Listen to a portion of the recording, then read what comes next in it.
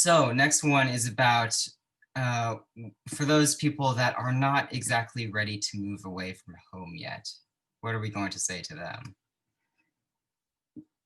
think, I think this is obviously a really tough one. And I think that, the next question as well is kind of similar. And basically, I think number one, hopefully you have really good communication with your parents and your friends, and you can express your reservations and your concerns. And I think it's always good to take a step back and really identify what are real rational concerns, which are just kind of normal feelings of like, oh my God, this is coming to an end and I'm moving on.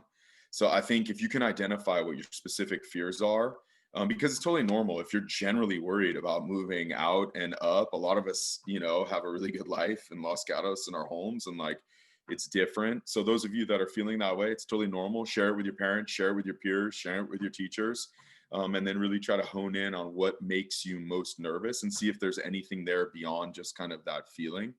And like I said, it's really one of those things that it's just a natural, normal phase.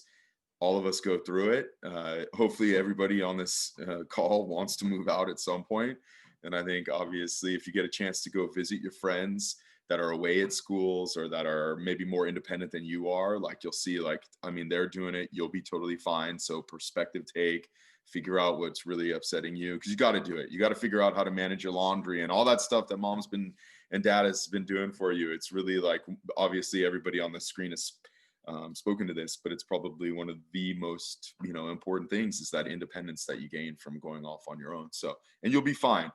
We have hundreds of kids that pass through Los Gatos and high schools nationally, and they all figure it out at some point. So just communicate, talk, share your feelings, perspective take.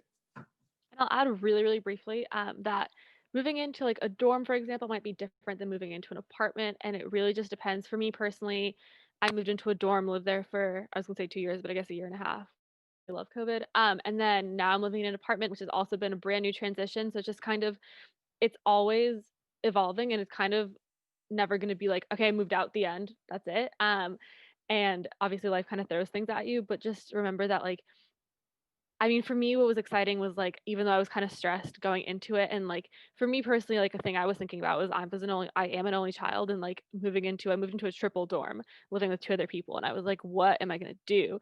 But that being said, I think it was a really cool experience that I definitely wouldn't trade, and as even if you are nervous, just kind of as Mr. Clark said, like, communicating those nerves with your friends, with your family, whatever it might be, and then thinking about all the positives that college might bring. If that's like the one negative thing that's stressing you out, or maybe not college, but whatever your future holds, if you're something you're excited about, focusing on that, it was something that really helped me as well.